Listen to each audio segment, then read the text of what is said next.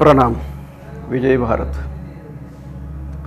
पिछले अंक में हमने विराट पुरुष अर्थात ब्रह्मांड की उत्पत्ति के बारे में जाना और उसे भौतिक रूप में समझने का प्रयास किया।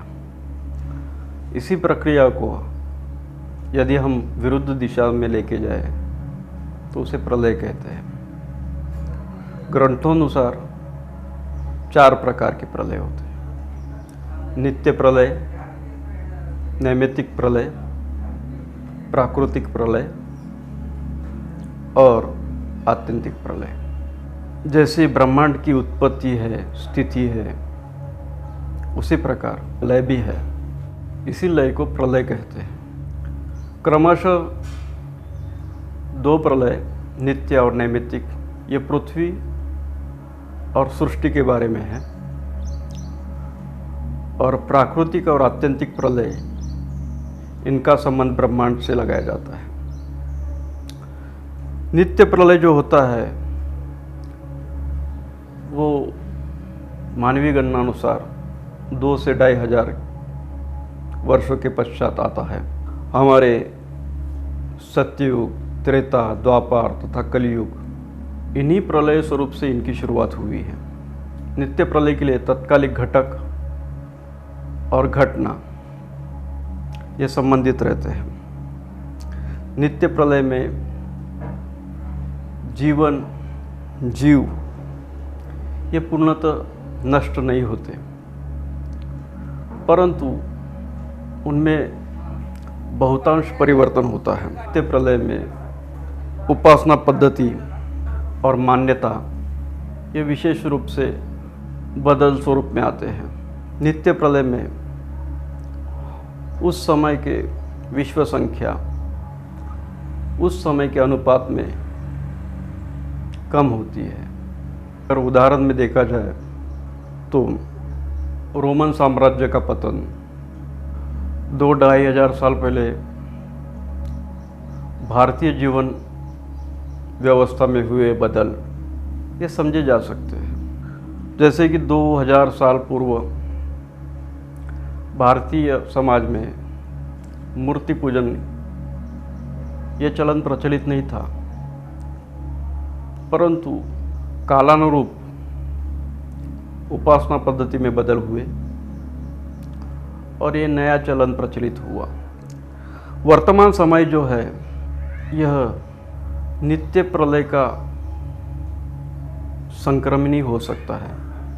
इसकी शुरुआत 20-25 साल पूर्व हो चुकी है और आने वाले 50-70 सालों में ये अपने अंतिम चरण पे हो सकता है। नित्य प्रलय में कोई सभ्यता, कोई समाज व्यवस्था पूर्णतः नष्ट हो सकती है या होती है, तथा नए जीव निर्मित होते हैं और कुछ पशु पक्षी प्राणियों की जातियां विलुप्त होती है। इस तरह नित्य प्रलय पृथ्वी पर हर 2-2.5 हजार साल में आता ही है। नैमित्तिक प्रलय मानव गणना अनुसार 5 से 7 हजार वर्षों में आता है। नैमित्तिक प्रलय में सृष्टि में भौगोलिक बदल होते हैं। नए द्वीपों का निर्माण होना, नए खंडों का निर्माण होना, वातावरण में आमूलाग्र बदल होना, ये सब नैमित्तिक प्रलय में होता है। उदाहरण पे देखा जाए मोहनजोदड़ो हड़प्पा संस्कृति का पतन, या उदाहरण ये भी ले सकते हैं कि मनु द्वारा नई सृष्टि का अवतरण, जिसकी कहानी हम भागवत में मत्स्य अवतार में पढ़ते हैं।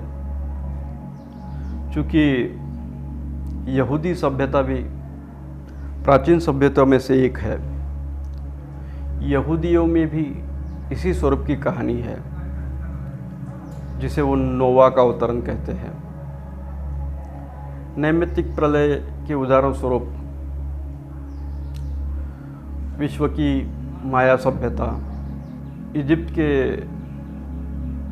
शासनकांत समझा जा सकता है। नैमित्तिक प्रलय का अवधि थोड़ा ज़्यादा रहता है और नैमित्तिक प्रलय में सृष्टि में बड़े बड़े बदलाव होते हैं। विशेषतः पृथ्वी पर अनेक नई जीव जातियाँ लुप्त हो जाती है और अनेक नई प्रजातियाँ निर्मित होती हैं। प्राकृतिक प्रलय इस श्रृंखला का तीसरा प्रलय होता है। कहा जाता है कि प्रकृति पंच महाभूत, पंच तन्मात्रा, उनके अधिष्ठाता देवताएं, ये सब महतत्व, सत्व, तम, रज आदि गुण लेकर अपने आप में सम्मिलित करती है। ये प्रक्रिया मानवीय गणनानुसार इस प्रक्रिया को करोड़ों वर्ष लगते हैं। प्राकृतिक प्रलय का साक्षी न कोई जीव रह सकता है, न कोई भौतिक शरीर रह सकता है। और आत्यंतिक प्रलय जो है, इसमें प्रकृति पुरुष में समा जाती है। पुरुष योगी निद्रा में रहते हैं, वो अपने सूक्ष्मतम अंश में रहते हैं, जिनका आकारमान एक अणु से भी सूक्ष्म रहता है। जिस तरह कोई सर्पिलाकार सर्प गोल गोल परिवलन में अपने छेद में प्रवेश करता है, उसी तरह प्रकृति पुरुष में प्रवेश करती है और पुरुष अपने मूल रूप में समा जाते हैं।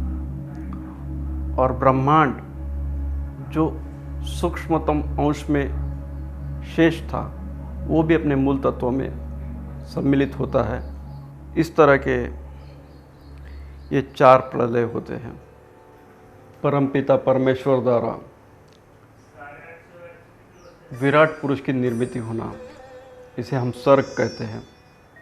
विराट पुरुष की अर्थात ब्रह्मांड की उत्पत्ति के बाद जो चराचर सृष्टि निर्मित होते हैं, उसे हम विसर्ग कहते हैं। कालानुरूप या काल के प्रभाव से विराट पुरुष या ब्रह्मांड विनाश की तरफ जाने वाली सृष्टि को स्थिर रखते हैं, जिसे हम स्थान कहते हैं। और परमेश्वर की जो हम पर असीम कृपा है, उसे हम पोषण कहते हैं।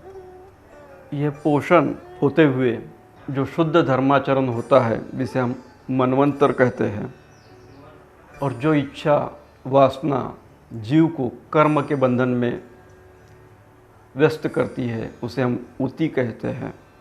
विराट पुरुष सब कुछ अपने में सम्मिलित करके जब योग निद्रा में रहते हैं, तो उसे हम निरोध कहते हैं।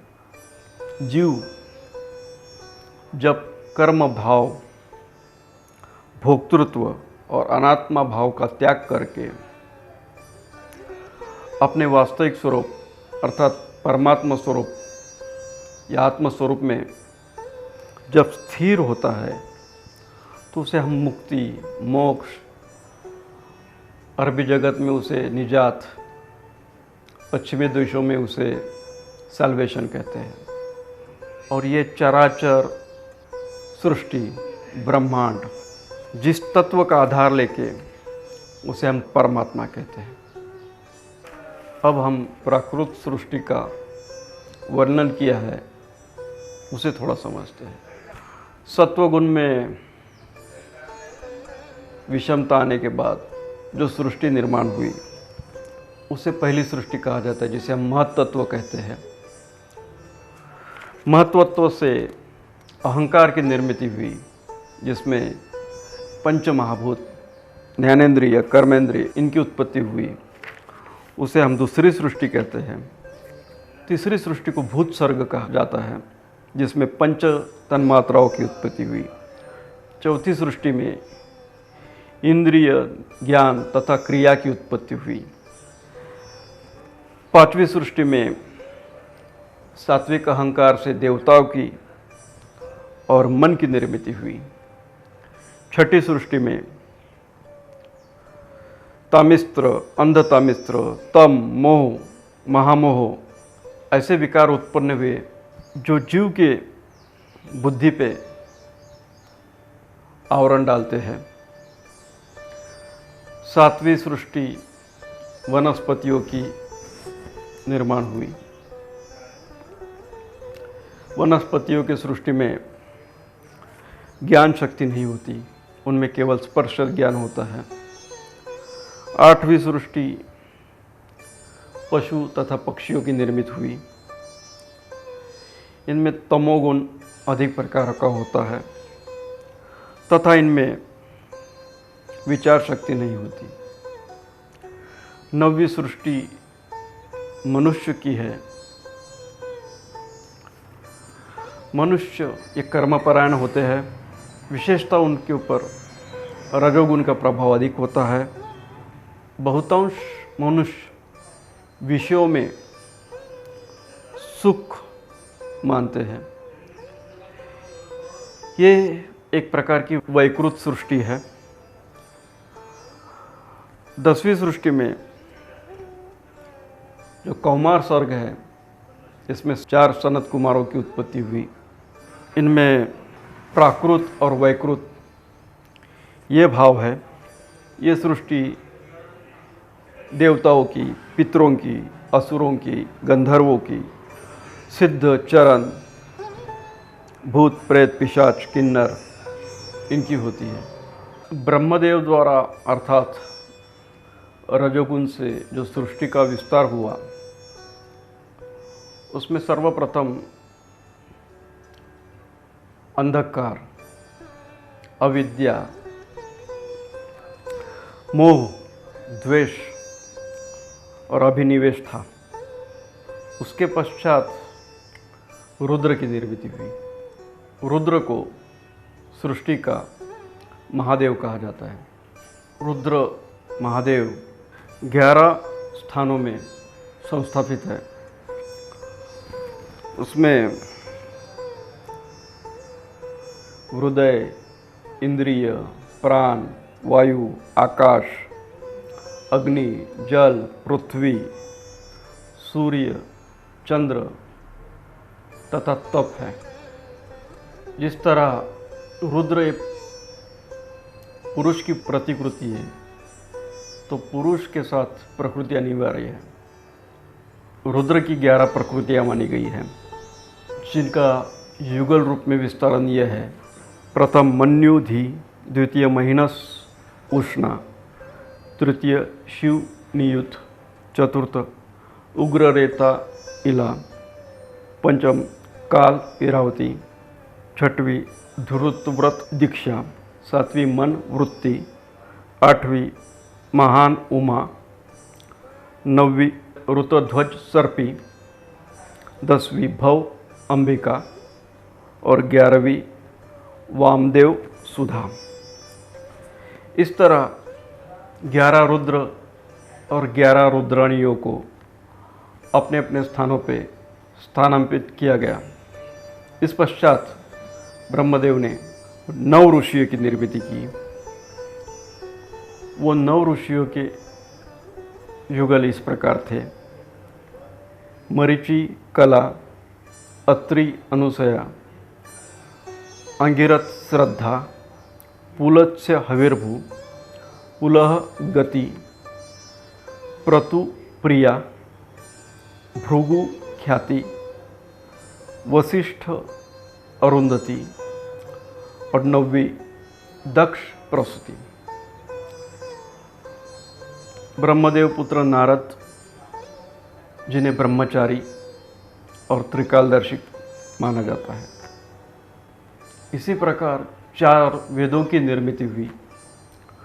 पूर्व मुख वेद ऋग्वेद, दक्षिण मुख यजुर्वेद, पश्चिम मुख सामवेद और उत्तर मुख अथर्ववेद। उस पश्चात ये वेदों के वेद तथा उपवेद बने, जिनका विस्तार मनुष्य ने ही किया। सभ्यता के लिए, विद्या अध्ययन के लिए ब्रह्मचर्य आश्रम की निर्मित हुई। दान के लिए गृहस्थाश्रम, तप के लिए वानप्रस्थ आश्रम और सत्य अर्थात परमेश्वर के प्राप्ति के लिए संन्यास आश्रम का मार्ग सुझाया गया। प्रथम स्त्री पुरुष को शत्रुपा मनु को मैथुन द्वारा 5 संततियाँ हुई। उनमें 2 पुत्र और 3 पुत्रियाँ थीं। उनके नाम इस प्रकार थे: प्रियव्रत, उत्तानपाद, आकुति, प्रसूति और देवहूति। इनमें से आकुति का विवाह प्रजापति रुचि के साथ हुआ, प्रसूति का विवाह प्रजापति दक्ष के साथ हुआ और देवाहूति का विवाह कर्दम ऋषि के साथ हुआ। कर्दम ऋषि और देवाहूति के पुत्र कपिल मुनि थे। आकुति और प्रजापति रुचि की संतान विष्णु और दक्षिणा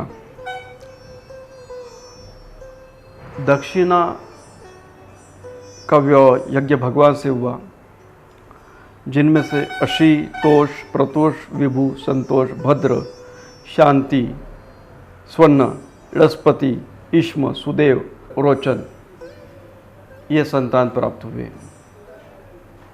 इसी प्रकार उत्तानपाद का जो वंश विस्तार है उसका संबंध अंतरिक्ष से लगाया जाता है।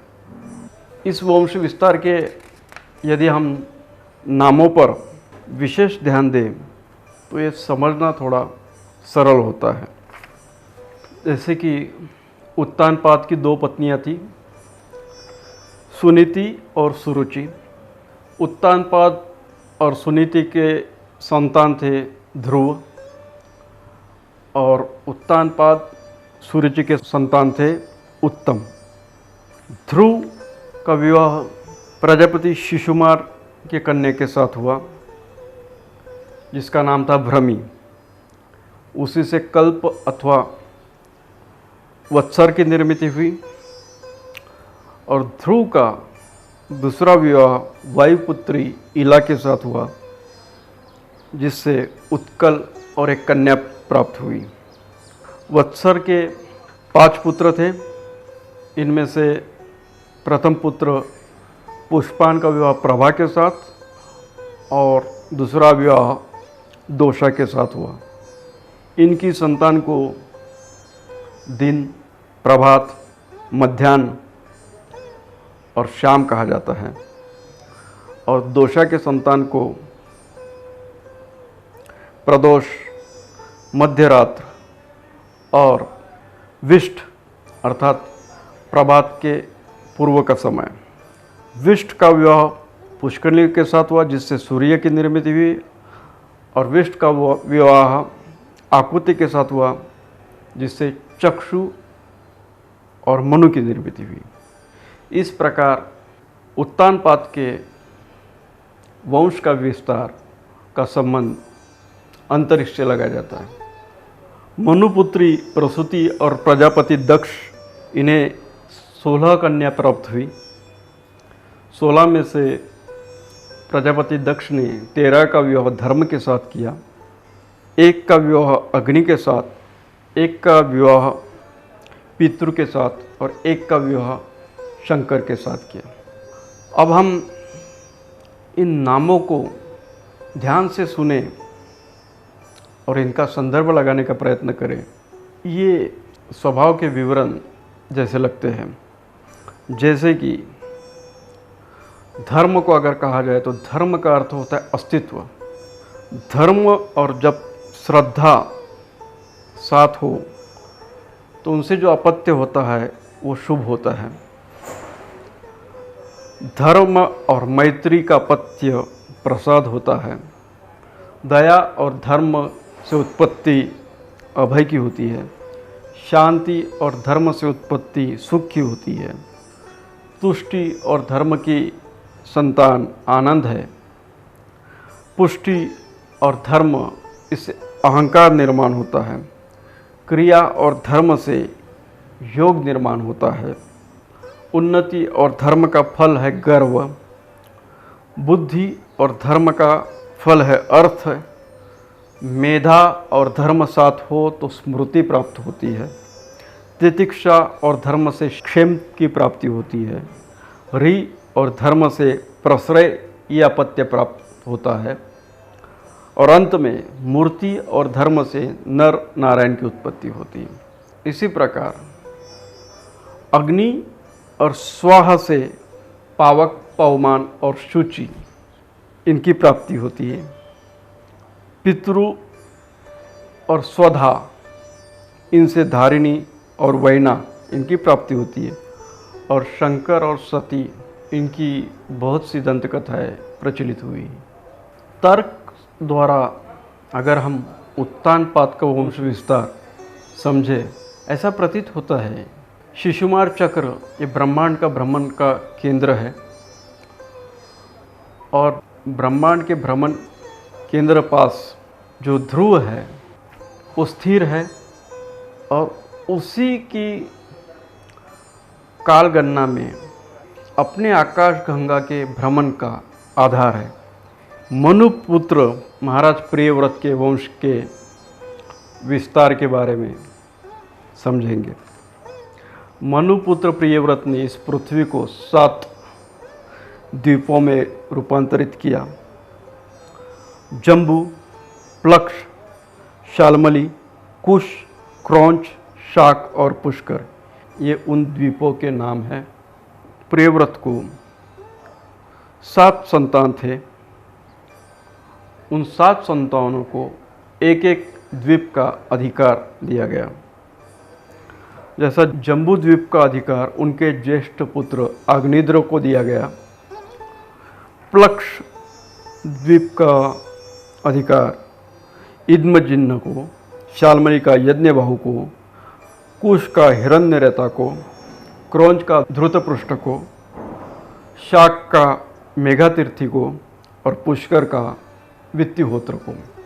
इन द्वीपों को हम वर्तमान के द्वीपों में अगर मानते हैं तो प्लक्ष को रशिया कहा जा सकता है, कुश को हिंदू कुश पर्वत के पार का एरिया कहा जा सकता है, शाक को मंगोलिया का हिस्सा कहा जा सकता है, पुष्कर को यूरोप का भाग कहा जा सकता है, क्रौंच को अफ्रीका का उत्तरी भाग और शाल्मली को कोई द्वीप माना जा सकता है। ऋषभदेव और जयंती के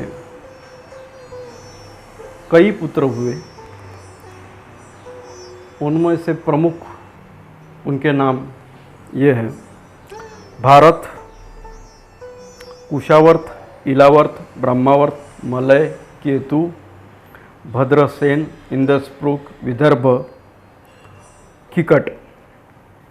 जो ज्येष्ठ पुत्र था भारत, उसी के नाम से हमारे जम्बूद्वीप का नाम भारत हुआ। जय भारत।